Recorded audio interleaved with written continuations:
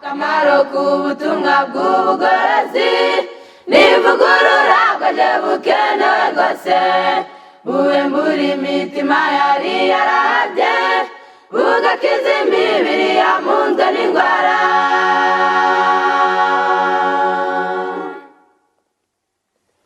Akamaro k'ubutumwa bw'ubugorozi n'ivugurura bwaje bukenewe rwose ivugurura iyo rigeze mu mutima riga ibyaha byari byibasiye umuntu ubwo imibereho igahinduka misha hashingwa umushinga wo kunezeza abandi.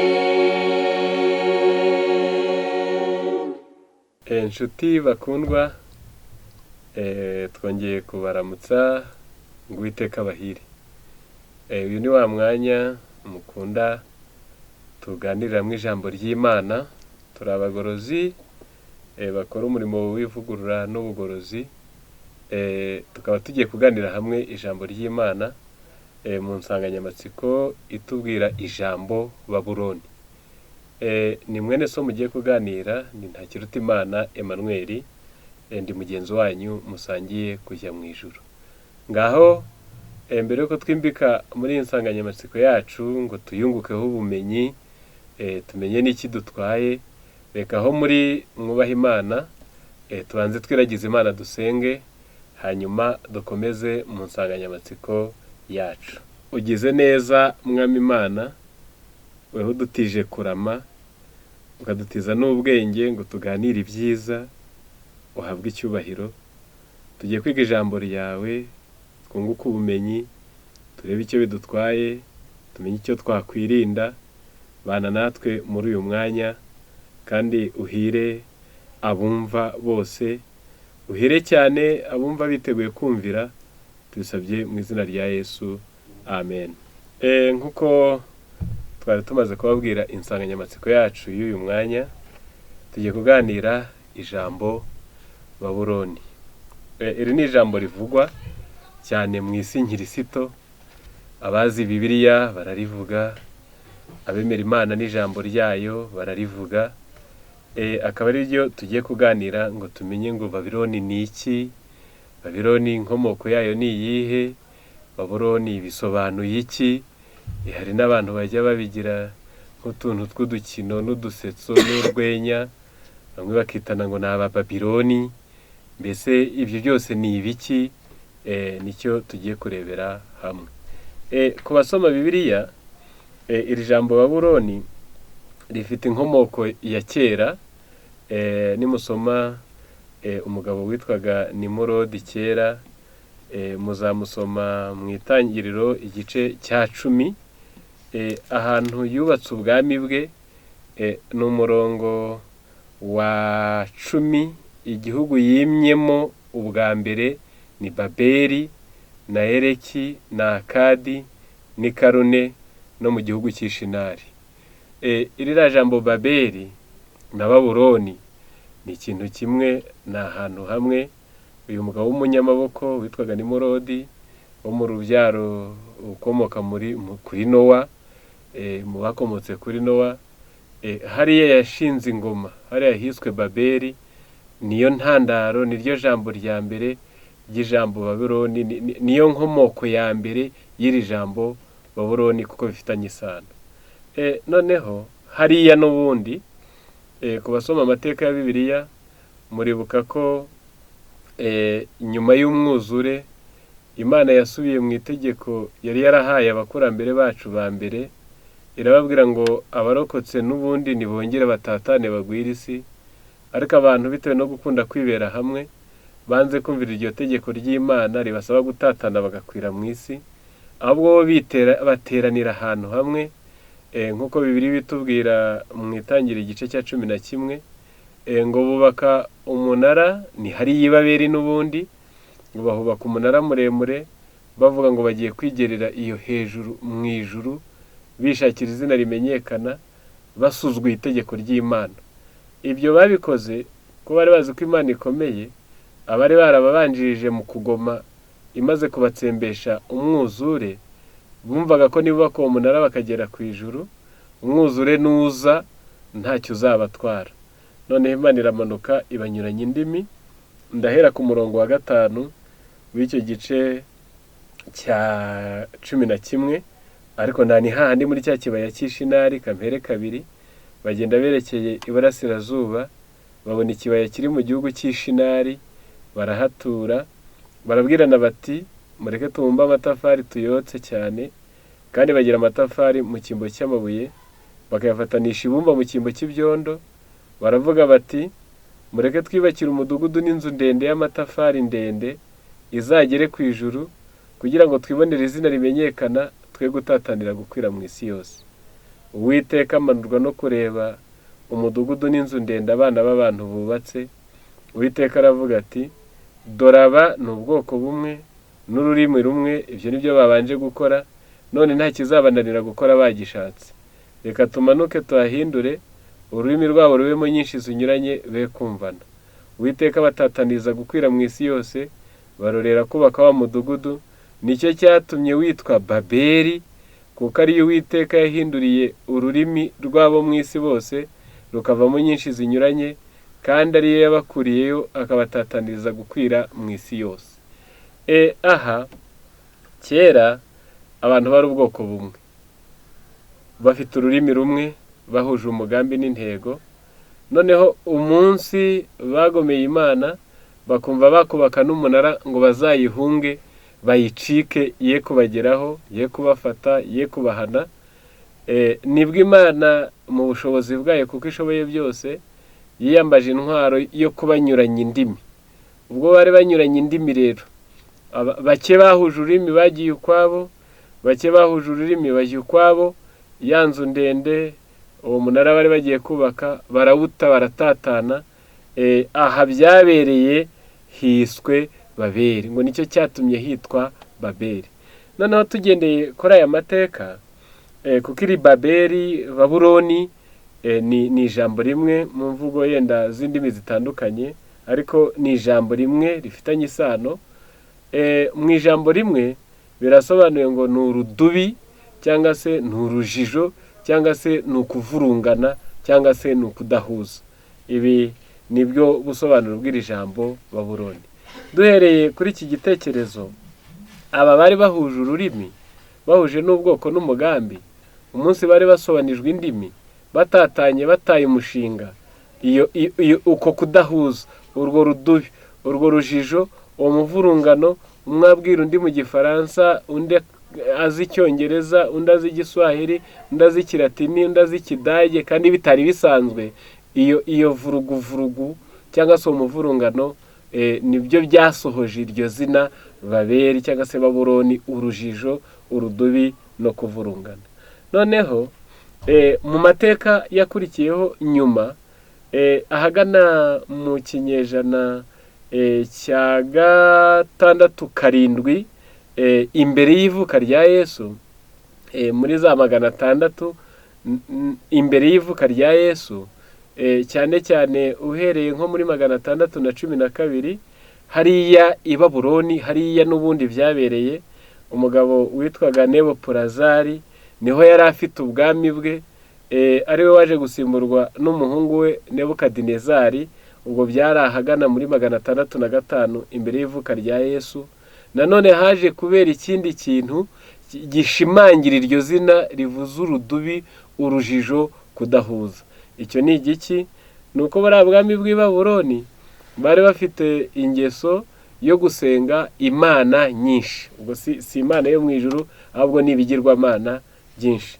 Ndatanga urugero, muzarusoma muri Daniyeli igice cya 1, muzarusoma muri Daniyeli igice cya 4, muzarusoma muri Daniyeli igice cya 5. Turasoma imirongo mike, aho umwami Nebukadineza ubwo yarayoboye buriya bwami, agasimburwa n'abahungu be uko ibihe byakurikiranye, barimo ba Merimariduki, abitwaga ba Baradani, abitwaga na ba Everimerodaci, abitwaga ba Nabonidusi bavugwa mu mateka, kugeza hagezeho umwuzukuru we witwaga Berushaza.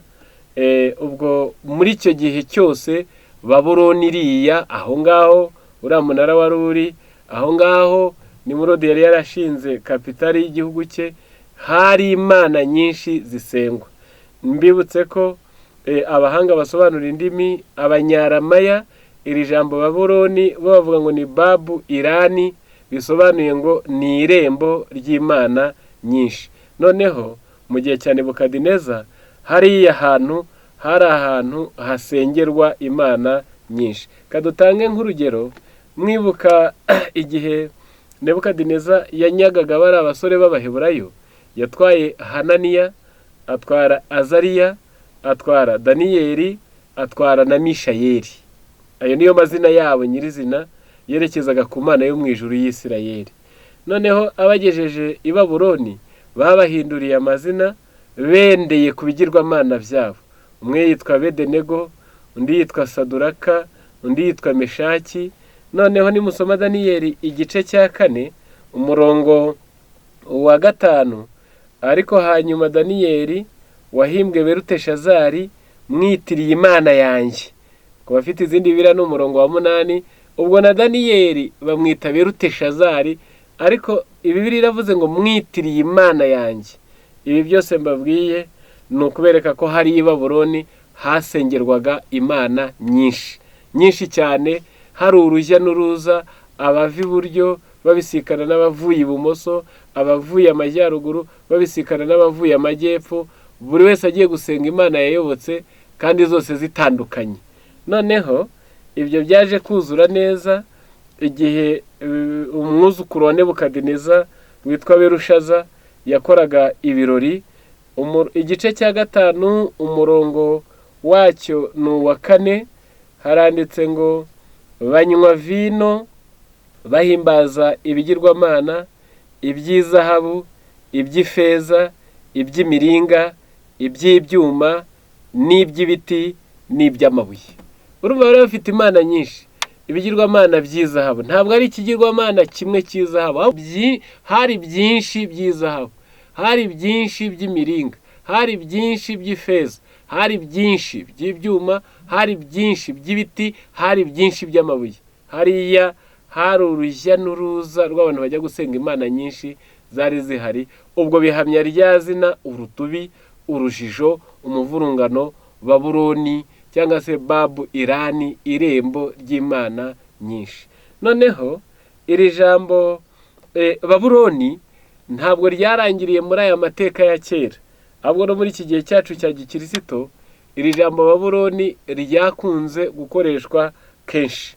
Ryaravuzwe mu byahishuwe, rivugwamo inshuro zigera muri 3, ndazisoma zose. Ibyashe 14 umurongo w'8 iri jambo Babuloni rirahavugwa, kandi kuko ari ubuhanuzi ntabwo haba havuzwe ari amateka ya kera nyirizina, ntabwo ariyo abagarutse. Ngaho mwumva uko Bibiliya ibivuga.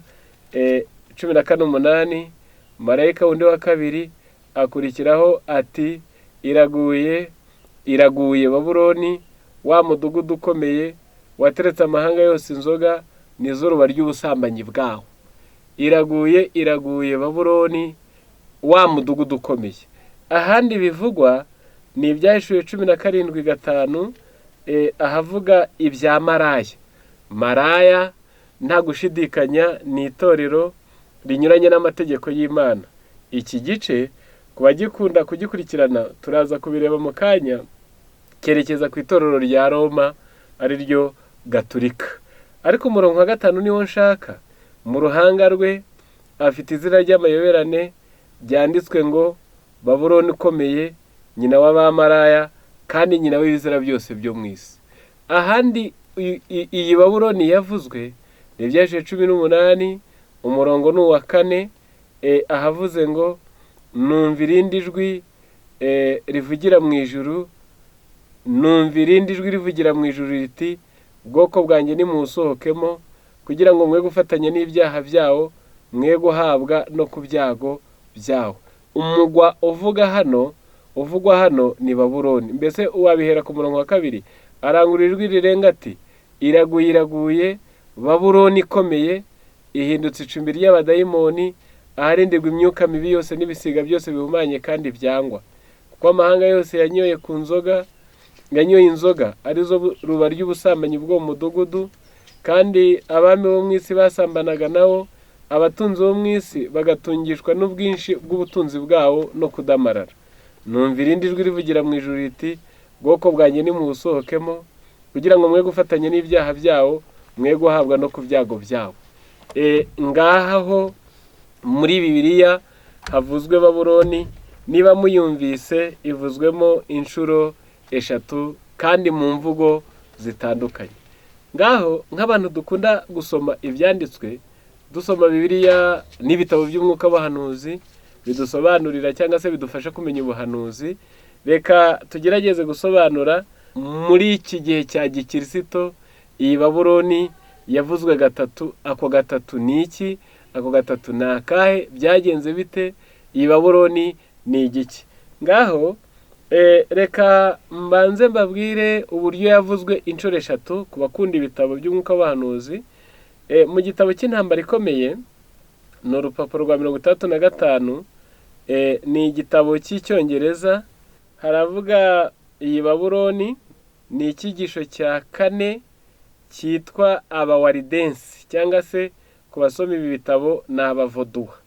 Ni abantu inyuma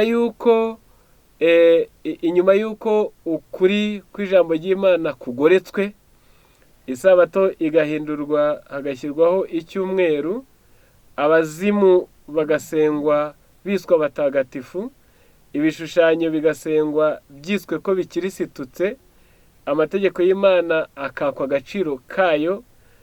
Ubwo hari mu ntangiriro y'ijana rya 3 kwinjira mu ijana rya 4, niho abavoduwa bo mu misozi y'Ipiemonte cyangwa se abawaridensi bahagurutse bareba itorero ryakoze ayo mahano, barangije babwiriza ubutumwa, barwanya ayo mahano, barengera ukuri kw'ijambo ry'Imana.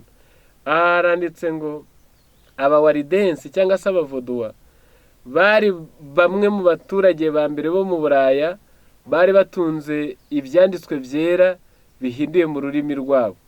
Imyaka amagana mbere y'uko ubugorozi bwaduka ngo bujye ahabona, bo bari batunze Bibiliya yanditswe n'ikaramu n'intoki mu rurimi rwabo kavukire.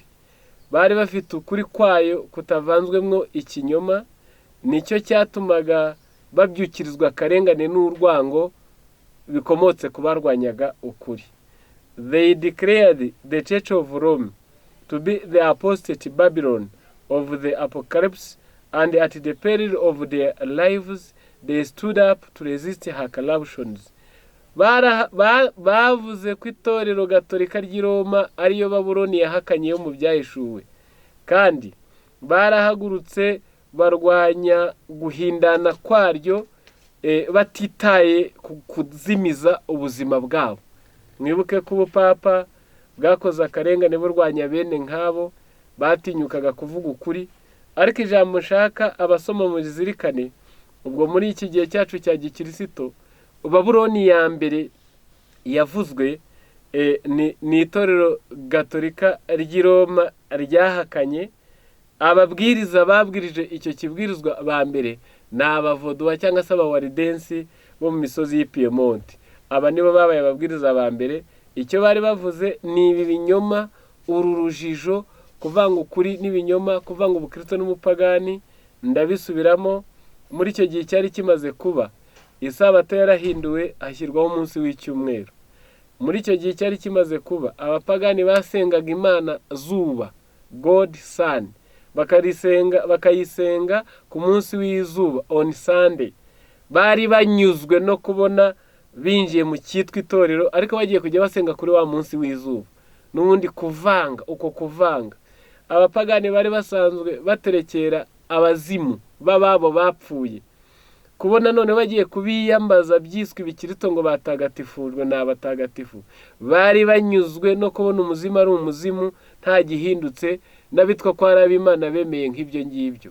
Abapagani bari basanzwe bafite imigenzo n'imihango bidashingira kuri Bibiliya.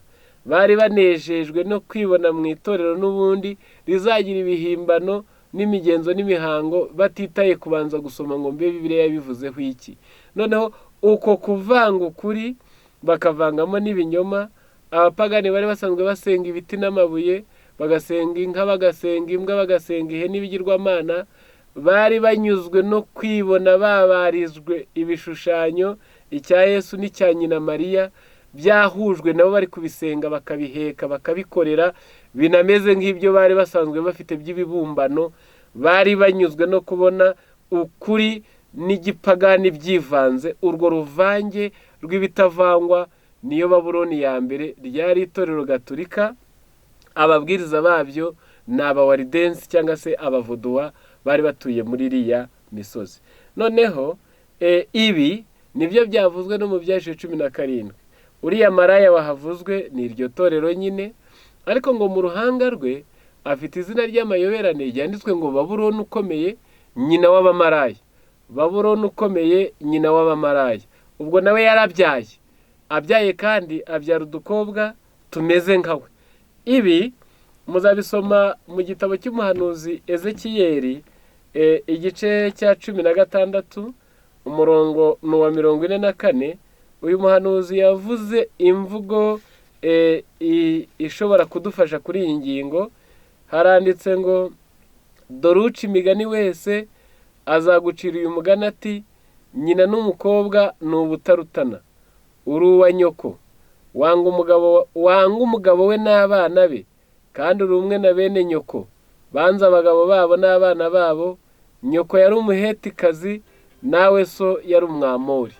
Aha ni imvugo zisobetse yenda z'amarenga maremare, ariko icyo dushaka cyane gikomeye ni iri jambo rivuze ngo, uca imigani wese azaguciraho umugani ngo, nyina n'umukobwa ni ubutarutana. Habayeho igihe iryo torero katolike ari ryo ryiswe Babuloni, umubwiriza ubivuze akaba ari abavuduwa. Noneho muri ryo hakomokamo abagorozi, nk'uko twakunze kwiga amateka yabo, bahagararira ukuri bagendeye ku mucyo bari barakiriye, nk'uko mu gihe kimwe batahawe umucyo wose mu buryo bwuzuye ngo urare urangiye. Noneho igihe kigeze barariganywa ni ruto ni ruto, nabo bagira imwe mu migenzo n'imihango bya gatolika bakurikiza, bakora kandi babikuye ku mutima. Niyo mpamvu bivuzwe ngo uriya maraya yiswe Babuloni, ariko nawe ni nyina w'abamaraya. Bivuze ngo n'amadini yamukomotsemo, ariko akagendera kuri zimwe mu nyigisho z'uwo maraya, nayo yiswe abakobwa ba maraya. Noneho ubwo nibyo biratujyana kuri Babuloni yindi yavuzwe, ariyo matorero ya giprotesitanti, nk'uko bivugwa mu ntambara ikomeye. Urupapuro ni urwa iy'icyongereza, ni urwa 383. Hari ijambo rivuze ngo 383, Babuloni ivugwa ko ari nyina w'abamaraya. Abakobwa be bagereranya amatorero yizirika ku migenzo n'inyigisho zayo, kandi akigana urugero rwayo mu kubamba ukuri no kwemerwa n'Imana, maze akabigurana kugirana ubumwe bupfuye n'isi. Ubutumwa bwo mu Byahishuriwe 14 buvuga ibyo kugwa kwa Babuloni, burerekeza ku matorero kera yeraga, nyuma akaza guhindana. Nibutse abanyumva ko amatorero ya giprotesitanti atangira yari meza, nubwo atari afite umucyo wose mu mwuzuro, ariko intambwe ya mbere bari bahereyeho bakurikije uko Imana yari batumye yari nziza inanejeje. Ariko nyuma ngo baje guhindana kugeza ubwo nabo biswe abakobwa b'uyu maraya. Bitewe n'uko ubu butumwa bukurikirana n'umuburo uvuga iby'urubanza, bukaba bugomba no gutangwa mu minsi iheruka. Kubw'ibyo, it cannot refer to the Roman Church alone. Ntabwo buri kwerekeza ku itorero gatolika ryonyine, for that church has been in foreign condition for many years. Kuko iri torero riguye ryo hashize ibinyejana byinshi. Nuvuga ngo mu Byahishuriwe 14 umurongo w'8 ahavuga ibyo kugwa kwa Babuloni, ntabwo hari kuvuga itorero gatolika ryonyine, kuko ibi byabaye uhereye mu mwaka w'1840 kuzuka gusha 44. Ni igihe Mireri yabwirizaga ubutumwa bwa Marika wa mbere ndetse n'uwa kabiri. niho amatorero ya giporotesitanti yayakanguriye iby'umunsi w'urubanza, guhinduka ko mu mitima no kwitegura kuza kwa Yesu. Barangije barabyanga, abona babaye indangazi, bibereye mu isi by'Imana batabyitayeho, niko kubabwira ngo iraguye Babuloni. Noneho Babuloni ya mbere y'Ubugaturika si yivuzwe na Mireri, ahubwo avuze amatorero ya giporotesitanti kera yeraga, nyuma akaza guhindana. Noneho iyo niyo Babuloni yavuzwe bwa kabiri. Babuloni yavuzwe bwa gatatu yavuzwe na marayika wundi. Uyu marayika wundi muzamusoma mu Byahishuwe cya gice twasomye cya 18, wagurukaga. Kanze twongere tubisubiremo.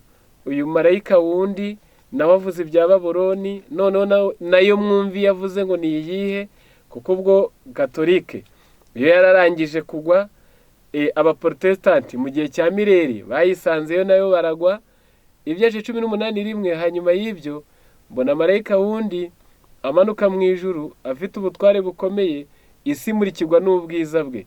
Arangurura ijwi rirenga ati, iraguye Babuloni ikomeye, ihindutse icumbi ry'abadayimoni, aharindirwa imyuka mibi yose n'ibisiga byose bihumanye kandi byangwa. Wakwibaza uti, ko Babuloni ya mbere byarangiye, Babuloni ya kabiri ari bo Abaporotesitanti bikarangira, kuko nabo biganye Roma mu nyigisho zipfuye, iyi Babuloni ivuzwe bwa gatatu yo ivuye he? Kandi mbibutse, iya mbere umubwiriza wabivuze ni Abawaridensi, iya kabiri umubwiriza wabivuze ni William Mireri na bagenzi be, iyi ya gatatu ni marayika wundi.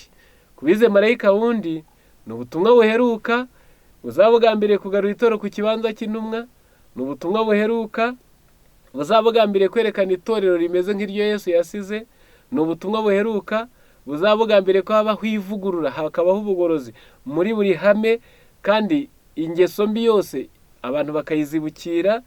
Ubutumwa buheruka kuko ngo yari afite ubutware bukomeye. Mbibutse ko Yesu muri Matayo 23 umurongo wa 1 kugeza ku wa 3 yabwiye abigishwa be ngo abanditsi n'abafarisayo ngo ibyo bababwira muzabyumve, ngo ariko ntimukaziririze imigenzo yabo, ngo kuko ibyo bavuga atari byo bakora.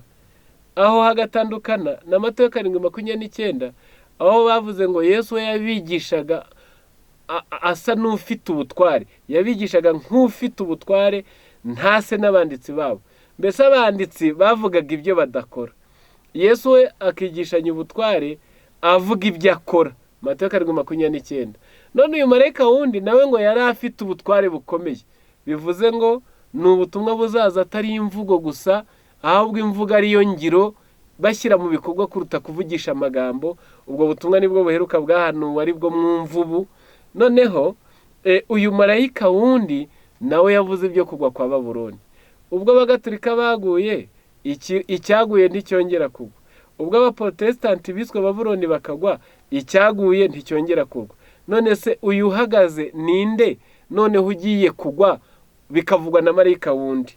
Intambara ikomeye ni icyigisho kivuga iby'umuburo uheruka.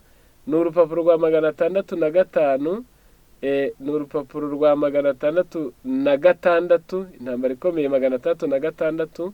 Hari aya magambo ngo, abazasoma iki gice gitangijwe na rya somo ryo mu Byahishuwe 18 umurongo wa 1 kugeza kwa 4. Ni umuburo uheruka. Noneho bageze kw'iri jambo haranditse ngo kuko ubutumwa bwa marayika wa gatatu buzabwirizwa, ubwo igihe kizaba kigeze ngo bwumvikane mu mbaraga ikomeye, Nyagasani azakoresha ibikoresho biciye bugufi, azayobora abantu bazaba baritangiye gukora umurimo we, abakozi bazaba barasizwe n'umwuka wera atari ubuhanga bavanye mu bigo by'amashuri nibazakoresha, abagabo buzuye kwizera kandi basenga, bazaba bashorewe n'imbaraga rudakumirwa, bazajya kuvuga amagambo Imana izaba yabatekereye. Ibyaha bya Babuloni bizashyirwa ahabona, ingaruka ziteye ubwoba z'amategeko y'idini abantu bahatiwe agahato na za leta, ibyo byose bizavugwa. Ishyano rizaterwa n'iby'imyuka, ibyo byose bizavugwa. Imbaraga yihuse kandi ya bucece y'ubushobozi bw'ubupapa, iyo yose izashyirwa ahabona. Iyo miburo ikomeye izakangaranya rubanda, abantu ibihumbi n'ibihumbagiza batari barigeze bumva amagambo ameze nk'ayo bazumva na gutangara ibihamya bivuga ko Babuloni ari itorero riguye bitewe n'amakosa n'ibyaha no kwanga ukuri ryohererejwe kuvuye mu ijuru.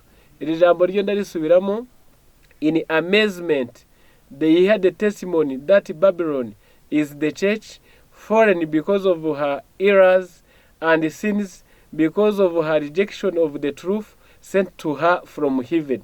Mu gutangara kwinshi abantu bazumva igihamya kivuga ko Babuloni ari itorero riguye rizize amakosa n'ibyaha no kwanga kwakira ukuri ryohererejwe n'ijuru.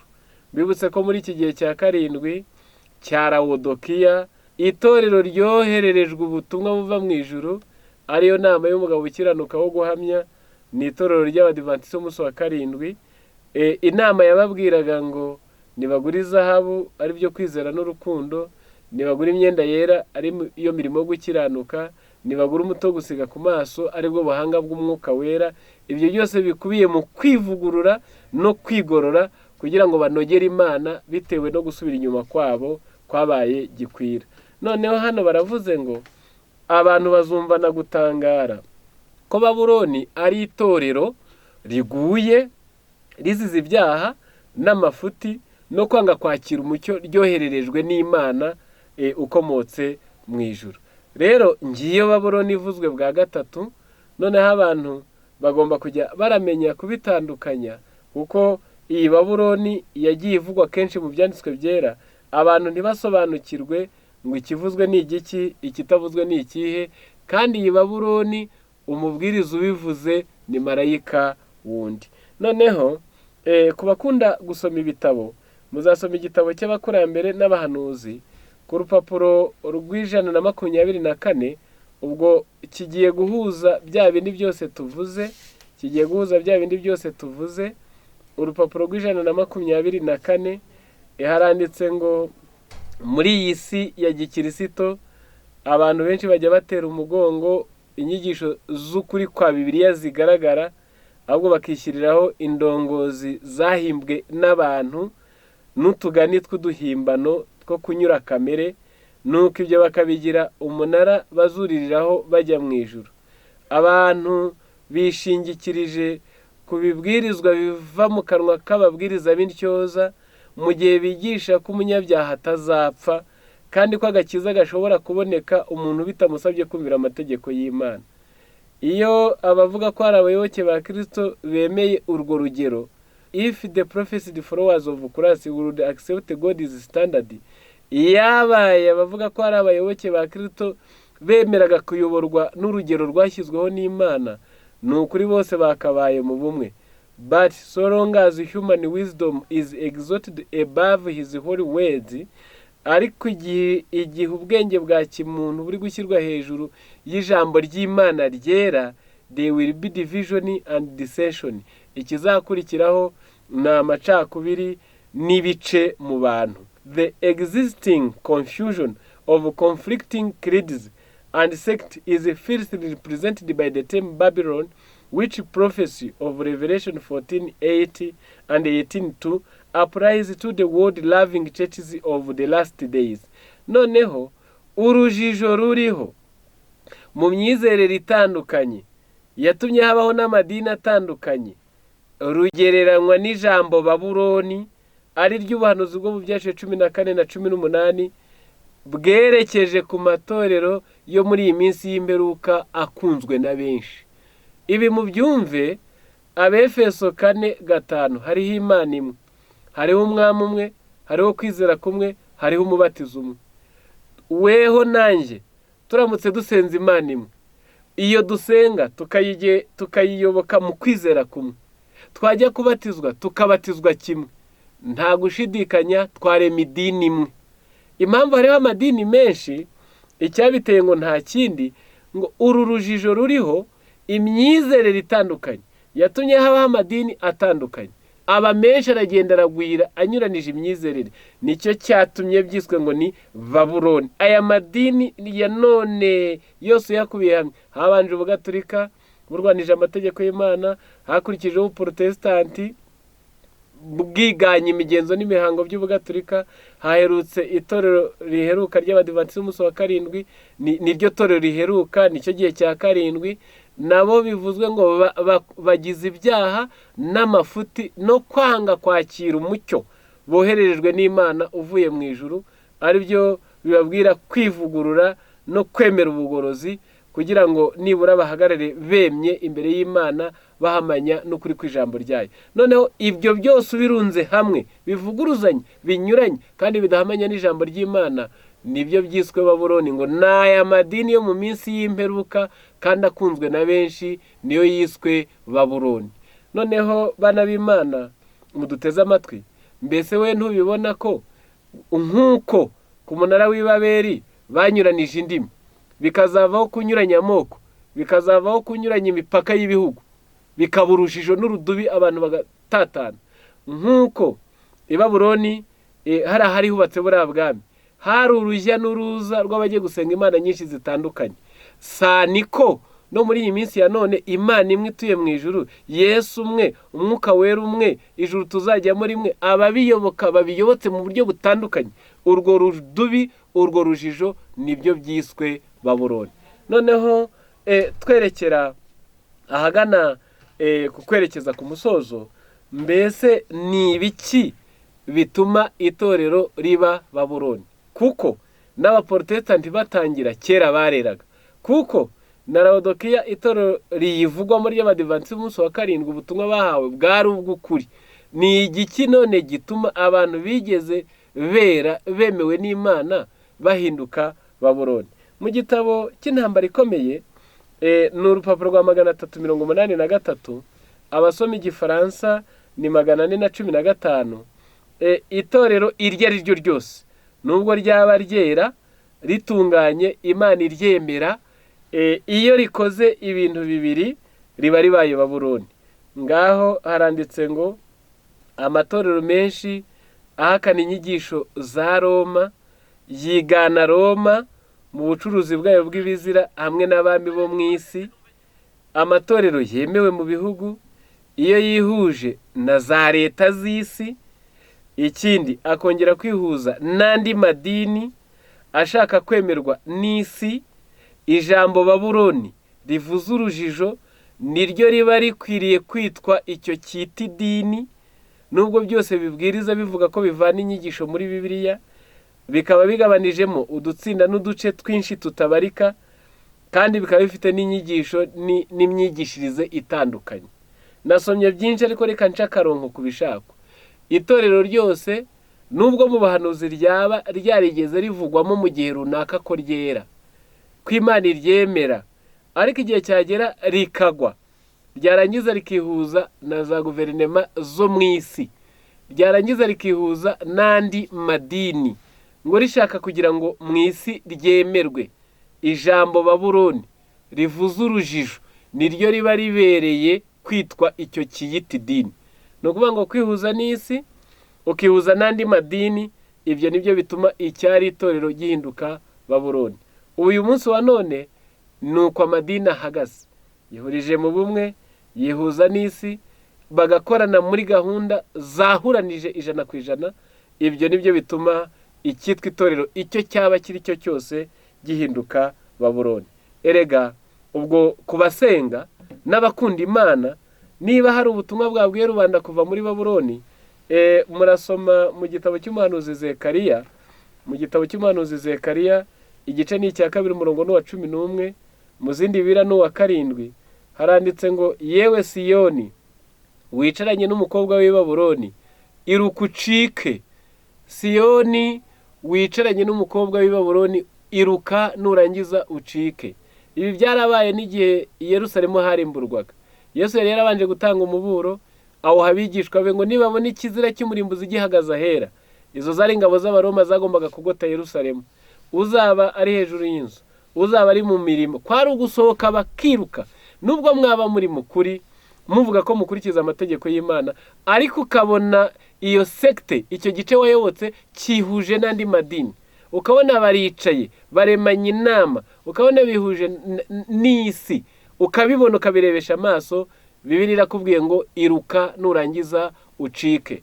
Noneho ibintu bituma itorero riba Babuloni ni ibyo bibiri, no kwihuza na za guverinoma z'isi no kwihuza n'andi madini. Iyo birangiye hari ibyiswe inzoga z'i Babuloni. Hari ibyiswe inzoga z'i Babuloni. Nta torero ryabaye Babuloni ribura no kugira izo nzoga z'i Babuloni. Ndazivuga. Ubutumwa bwatoranijwe umuzingo wa 2, page 77, Igifaransa. Haranditse ngo Leve de Babylone, inzoga z'i Babuloni, consiste à exalter les faux sabbats au-dessus de celui que le Seigneur Jéhovah a béni et sanctifié pour l'usage de l'homme. Nukwerereza iya mbere, nukwerereza isabato mpimbano igasumbishwa isabato Yehova yahiriye kandi akayiha umugisha ngo umuntu ayiruhuke. Kabiri, c'est aussi la doctrine de l'immortalité de l'âme. Inzoga ya kabiri ni inyigisho ivuga ibyo kudapfa kwa roho. Icya gatatu, sézérese apparente avec la réjection de la vérité, ubwo buyobe busa buryo wongereyeho gutukuri fo de l'église iri Babuloni, bituma itorero ryose rihinduka Babuloni. Roi, gouverneur, marchand, maître de religion forme un groupe corrompu.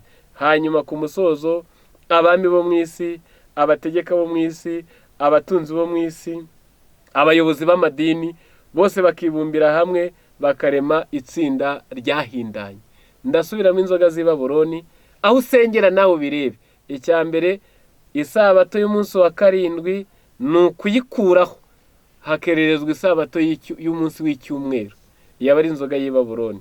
Inzoga ya kabiri y'i Babuloni ni ukudapfa kwa roho, mbese ni ukwizera ko hari icyo wakorera uwapfuye, nkuko kuri ubu abantu babajyana mu nsengero bakabasengera.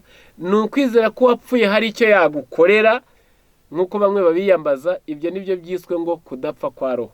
Icya gatatu ni rejection de la vérité, ni ugutukuri. Nubwo kaba ari akaronko gato kavugwa muri Bibiliya udashyira mu bikorwa, nubwo kaba ari akaronko gato kavugwa muri Bibiliya udashyira mu bikorwa. Niba Bibiliya ivuze ngo n'imfubyi irye ku cya 10 n'umupfakazi aboneho n'impunzi, ntubikore. Niba Bibiliya ivuze ngo usenga upfukamye, ntubikore. Niba Bibiliya yemera ko tuyorwa na Bibiliya n'umwuka w'abahanuzi, ugashyiraho kanuni. Niba icyo Bibiliya yabivuga cyose nubwo kaba ari akantu gato, niba Bibiliya ivuze ngo ukoze icyaha bamusange, niyemera abaye babonye mwene se, natemera bamuteza undi cyangwa babiri, natemera bamuteza itorero, wowe ukamugenera amezi, ukamuhana ngo nzamuhana 3, nzamuhana 6, nzamuhana 9, ntaho bisomye. Ibyo ni ugutukuri. Inzoga z'i Babuloni, uwabaye Babuloni akoresheje kwihuza na za guverinoma z'isi no kwihuza n'andi madini, yarangiza kenga no kwiza inzoga z'i Babuloni, imwe muri yo, 2 cyangwa se zose. Ibyo nibyo bivuze ngo noneho itorero rarihendutse ribaye Babuloni. Ari byo mubona abantu benshi hari imyizerere ibayoboye itajyanye n'ukuri kw'ijambo ry'Imana. Ibi mvuze muzana bisoma no mu bihamya by'itorero, umuzingo wa 2 Igifaransa 421. Noneho kuraka ko gutukuri cyane mbwire abantu bakunda gushyira Bibiliya ku ruhande. Umwuka w'abahanuzi ntibawucira kari urutega, barangiza bakayoborwa n'ibyo bita kanuni cyangwa se indongozi. Mu gitabo cyitwa Urwibutso n'Integuza rwo ku itariki ya 8 ukwezi kwa 10 tariki ya 8 1861, hariho amagambo ari kuvuga ngo none twebwe nk'ubwoko bw'Imana ku bijyanye n'icyitwa kanuni cyangwa se indongozi duhagaze mu bihe birindiro. Bibiliya niyo ndongozi yacu, tujugunye kuri ikintu cyose gifite ishusho y'indongozi yakozwe n'umwana w'umuntu. Dufashe Bibiliya n'umwuka w'abahanuzi nk'urufatiro rwo kwizera kwacu n'ibyo Uwiteka azatwigisha uko ibihe bihaye ibindi. Kuri iyi ngingo turi abanzi b'umuntu washyiraho indi ndongozi. We are not taking one step in what we are doing toward becoming Babylon. Ntabwo dushaka gutera intambwe nubwo yaba imwe mu byo dukora yatuma duhinduka Babuloni. ni ukuvuga ngo no kugira indongozi nabwo ubutaye ukuri ni kimwe mu bituma umuntu ahinduka Babuloni. Ngaho bavandimwe mwaduteze amatwi, Babuloni urujijo, urudubi rwabereye ku munara w'i Babeli banyuranywa indimi. Babuloni urujijo, urudubi rwabereye mu bwami bwa Nebukadineza mu gihe cye kugeza ku mwuzukuru we Berushaza. Hari urujya n'uruza rw'abasenga imana nyinshi, niyo Babuloni iriho umunsi wa none. Amadini menshi hariya na hariya anyuranije imyizerere kandi avuga imana imwe. Akaba ari bwo butumwa buheruka marayika wundi yahawe kubabwira ngo noneho bwoko bwanjye nimusohoke muri Babuloni, mwe gufatanya n'ibyaha byabo, mutazahabwa no ku byago byabo. Mwakira ubutumwa bwiza buheruka bumeze nk'ubwo Yesu yasize, maze tugire imyiteguro ubwaje tumusanganire tutikanga. Imana ibidushoboze twese mu izina rya Yesu, amen. Reka dusenge Imana. Urakoze Muremyi wacu, twishimiye ko uburinzi bwawe bwakomeje kutubaho. Tuganiriye n'abo waremye, twungurana ubumenyi ku ijambo Babuloni. Ngaho uhe buri wese ukabakabwe mu mutima we kuyisohokamo, ahinduke agirane isano nawe. Ubwo uje bidatinze tuzagusanganire, tubisabye mu izina rya Yesu, amen. Akamaro k'ubutumwa bw'ubugorozi n'ivugurura bwaje bukenewe rwose, buwembura imitima yari yarabye, bugakiza imibiri yamunzwe n'indwara.